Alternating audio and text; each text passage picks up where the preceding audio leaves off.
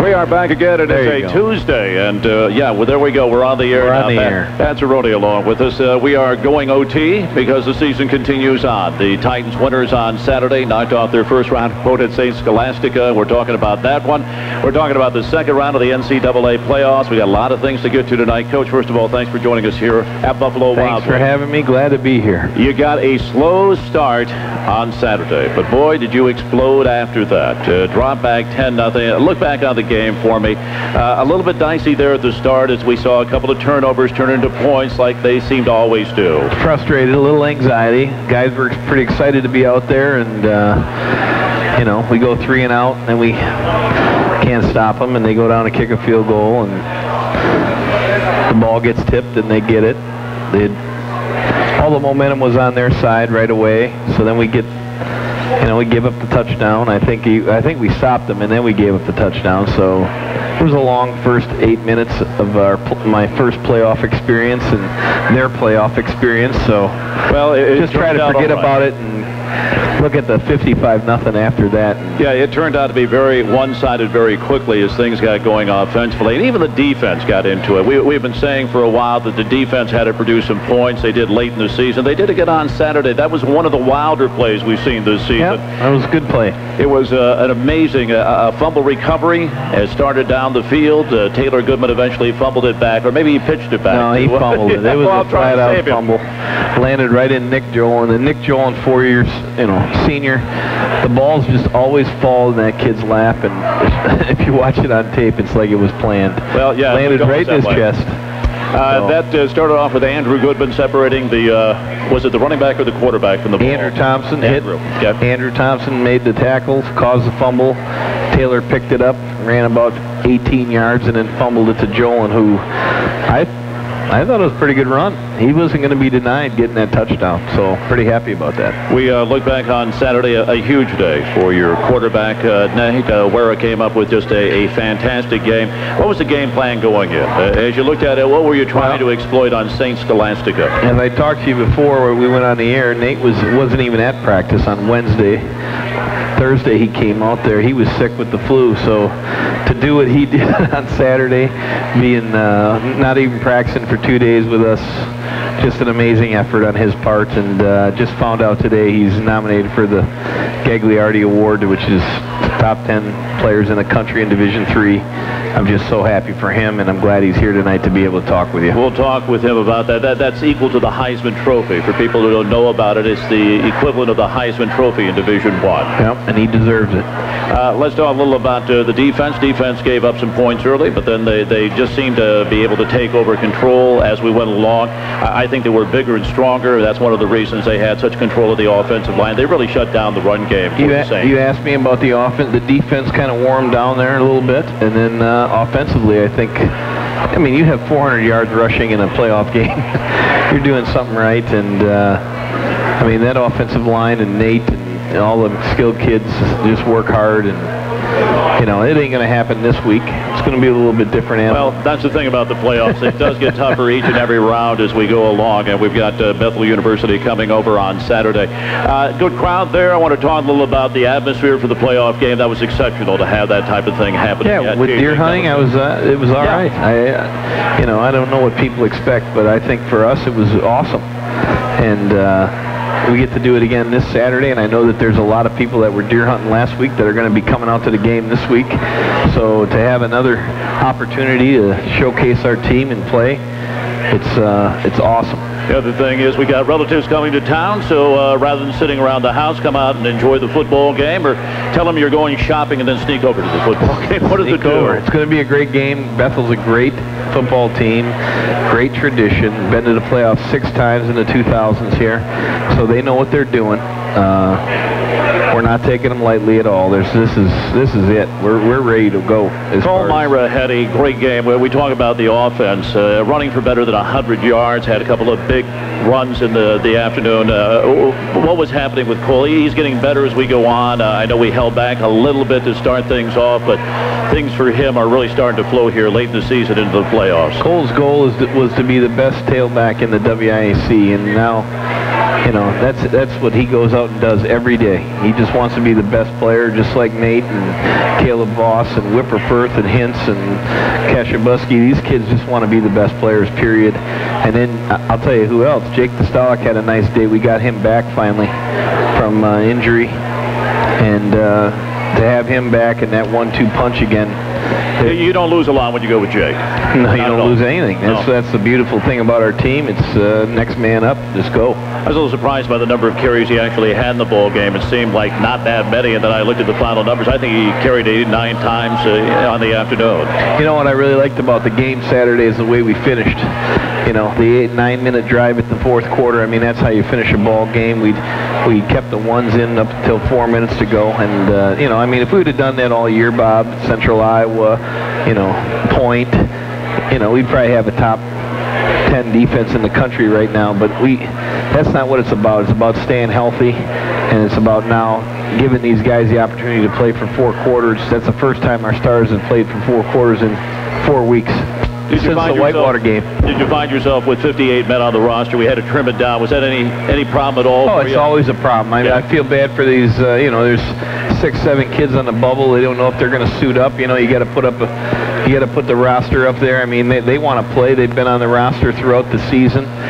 They've been a part of special teams, and now they have to sit out. And, you know, it's not fun for anybody, and you got to sit down with these kids, talk to them man to man, and just tell them what it's about. So every week it's someone new, and, you know, hopefully we do well this weekend. And, you know, I mean, that's a problem I don't mind having, is picking who's going to be traveling, you know. We look forward to the game against Bethel on Saturday, 12 noon, the starting time again. We'll start things off here on the radio about 11:40, and Bethel comes in 8 wins, 2 losses. What have you been able to do film-wise when you look at them in regards to what they'll bring here? Well, you get 3 games. I mean, that's just how it is. They got 3 games on us, and I mean, you just do what you can, the best you can with it. You got to kind of guess at what they're really going to do, you know. I mean, we see a lot of trick plays out of you guys on Saturday. Have you put those in the back pocket now, this being the playoffs? Those aren't trick plays. That's just who we are. Okay. You know, I mean, for you, it's a trick play. For us, it's just a normal. It keeps me on my toes, okay? It's just a normal play for us, and, you know, you're probably going to see 6 or 7 of them on Saturday. So what we call normal plays, you call trick. Well, let's talk a little about your assistant coaches, Why? And Luke. Why do we got to talk about? Because they were honored. They were honored like you were. They were coaches of the year, and I want to give them a shout-out here today. Craig Smith and Luke Benet, assistant coaches of the year. I know they both have T-shirts being made right now. Oh, not only that, this is what hurts, is that no, they've done a great job, and they have. I'm very proud of both of them, and you know, the fact that they have to work together every day just brings joy to my heart, because it just does. Oh, they're a pair of characters. They are. I like them both. Now they want more money. You used to ask me. Well, I'm working as their agent. Frankly, we're going to negotiate after the season. But he ain't getting another dime, so he'll just have to suffer. Let's talk a little about your young wide receivers, because, again, Caleb Voss finds the end zone on Saturday. He's good, isn't he? He's very good. He's just a junior. You look at him, big ups. I mean, the kid's got speed, has a knack for getting behind the defender. He has the ability to go after the football as well. He's a man. I mean, him, like I say it every week, Kashabuski, you know, what's neat about this season is those guys were the question marks, right? Yeah. No one, they're untested. We saw all the blogs and put them up on the screen. These guys, you know, Nate Ware is good, but everybody else is untested. Well, you know, 11-0 later, these guys are pretty good football players, and they love to play, and they're playing. They know what's on the line here. Well, the game is 12 noon on Saturday. Bethel University, they are coming to town. It's going to be a lot of fun. We'll be out there with it about 11:40 again for the pregame show.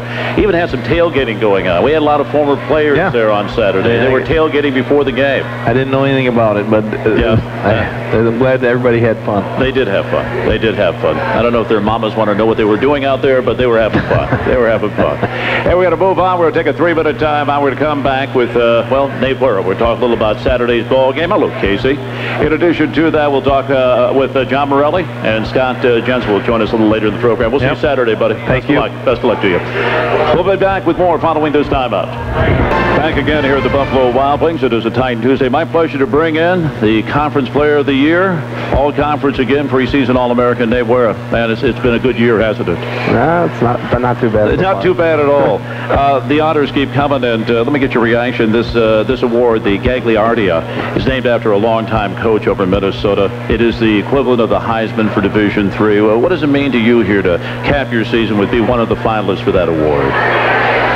I guess you could say it's just a great honor, but right now I'm still focusing on the season. I'm just trying to get it as far as we can with this team, and hopefully we can get a national championship. It started kind of funky on Saturday. What do you think was going on Saturday? A couple of turnovers early. We dropped back 10-0. What was going on? What was the mood there in the huddle? Well, all you can say is that we had some playoff jitters. I mean, we just had to get those out early, and as soon as we did, we just had things rolling.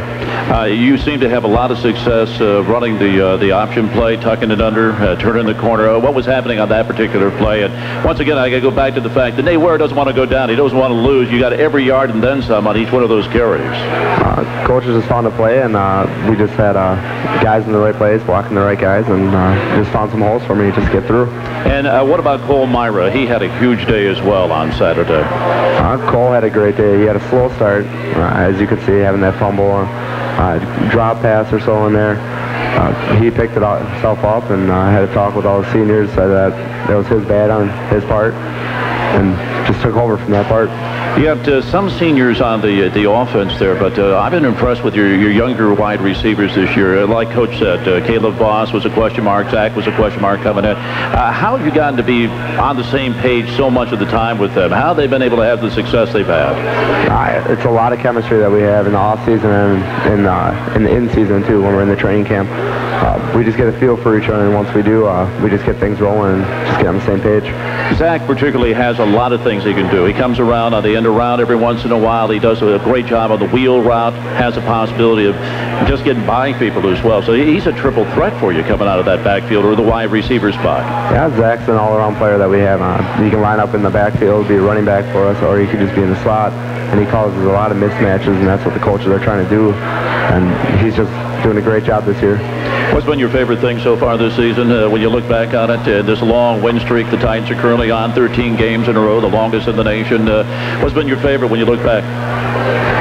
I guess you could say that we're just winning. We're having a good time doing it, and we just want to keep it rolling. You know, and the defense is pretty much senior-laden. There are a lot of senior linebackers. I mean, there seems to be many more seniors on that side of the ball, and they've risen to the occasion. Once again on Saturday, even though you were down 10-0, they were not going to allow any more scoring, it seemed like, from then on out. I know all our seniors on defense. Frank Martin's been doing a great job at safety. Taylor Goodman's been doing a great job with our linebackers, and Andrew Thompson and Nathan Smith have done a great job on that defensive line. I mean, they're all seniors, and they're all just coming together. They all got together. They all know what they want to do, and they all know what they want to accomplish, and right now that's what they're doing. Nathan Smith seemed to be in the backfield all afternoon. All afternoon. The poor guy, Harper, he's only about this tall, Tyler Harper, he was being chased by Nate Smith. They may still be going at it in the parking lot. He was having a great time chasing after that quarterback. Well, I mean, Nate Smith's he's a pretty big guy, and once he gets a hold, he's not going to let go. Now, one guy who had a huge day is a junior, Ryan Stefaniak, and he has been so close so many times this season to a pick, and unfortunately he would maybe have it go off his hands or just got a fingertip on it. But boy, he was huge on Saturday. Just huge. Well, he's been huge all season. I mean, after that stuff came, he had a couple of those interceptions. He came up to me later on the next week, and he actually asked me if I could throw some passes towards him and try and rifle him at him just to see how he could work his hands a little bit more. He had a couple of oops. He had a couple of picks that, and he's not the only one. It happens to everybody. I know Bo Stephens had one as well toward the end of the Whitewater game that I'm sure he'd like to have back. But just to step up as large as he did on Saturday when you need it in the playoffs. Let's talk a little about Bethel. What you're seeing in the films, what's going on with Bethel when they come to town? They're a great football team. I mean, they're in the playoffs, and it's only going to get harder the further as you go on. Bethel's just a great team. They have some size. They have a lot of speed in there, defensively, offensively. We just got to come out, play fundamentally sound, and just do what we do. All right, and if they win here, of course, there's a possibility of another home game. If not, your mom and dad will be traveling a long way, possibly out to the West Coast, maybe out to Portland, Oregon. That would be maybe a possible game the next Friday. What's been the mood? I know you were ill last week. You feel 100% first of all? Yep. As soon as I hit about Friday, I started to feel a little bit better, and Saturday rolled around, I was 100%. Okay. Looking forward, no doubt, to getting out there on Saturday afternoon again. As long as things are going well, we might as well continue playing, right? That's very true. Now, as far as the Gagliardi Award, did they tell you anything as far as being a finalist or what's going to happen from here on out? I'd give you my vote. I don't have a vote, but I'd give you my vote. No, they really haven't said much about it. They told me that I was one of the finalists. Actually, today they told me, and I just kind of shrugged my shoulders a little bit and said, all right, thanks. Well, that's how you are. I know you that well. That I know, hey, it's just another award. It's another possible award at that. You've had a great year. Hopefully we're talking here in a couple of weeks, headed down to Salem, Virginia. I know a lot of guys are looking forward maybe to getting to the national championship game, but each week's going to get tougher. Yep, everyone from here on out, and we'll see how things go on Saturday. Best of luck to you, buddy.